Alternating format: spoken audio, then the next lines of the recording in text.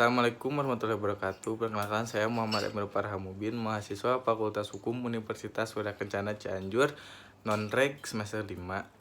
Di sini saya akan kembali menyampaikan resume buku kedua, Otonomi Daerah dan Desentralisasi tentang Hukum Pemerintahan Daerah yang ditulis oleh Suryansyah, Era Demokrasi di Indonesia.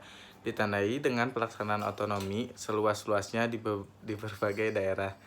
Istilah otonomi daerah bahasa Yunani yaitu autos, artinya senidi, dan nomos, artinya peraturan.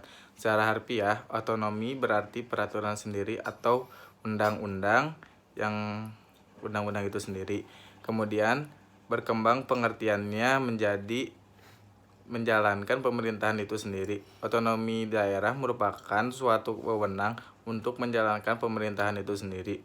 Desentralisasi adalah penyerahan wewenang pemerintah oleh pemerintah pusat kepada daerah otonomi untuk mengatur dan mengurus urusan pemerintahan dalam sistem negara kesatuan Republik Indonesia, yang terdapat pada pasal 1 angkat ayat 7.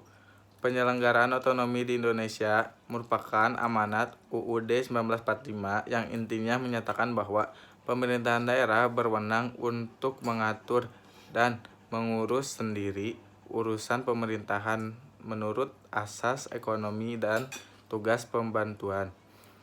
Pengaturan kewenangan pemerintahan di bidang pertahanan diatur dalam Undang-Undang Dasar dan Undang-Undang dalam Pasal 33 ayat 3 UUD 1945 bahwa bumi, air, dan kekayaan alam yang terkandung di dalamnya dikuasai oleh negara dan dipergunakan sebesar-besarnya untuk kemakmuran rakyat. Urusan di bidang pertahanan merupakan salah satu urusan yang wajib dilaksanakan oleh pemerintah daerah, baik pemerintah provinsi maupun pemerintah kabupaten atau kota, sesuai dengan skalanya masing-masing di tiap daerah.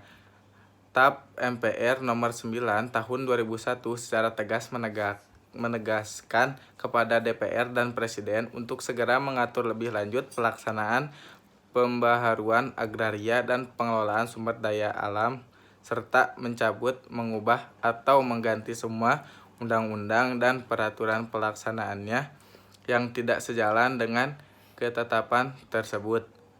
Dari TAP MPR tersebut dapat diketahui bahwa persoalan reformasi pertahanan suatu kebutuhan mutlak. 1. Pemberian izin lokasi. 2. Penyelenggaraan pengadaan tanah untuk kepentingan pembangunan. 3. Penyelesaian sengketa tanah yang garapan. 4. Penyelesaian masalah ganti kerugian dan santunan tanah untuk pembangunan. 5. Penetapan subjek dan objek redistribusi tanah serta ganti kerugian tanah kelebihan maksimum dan tanah absenti. 6. Penetapan dan penyelesaian tanah hak ulayat. 7.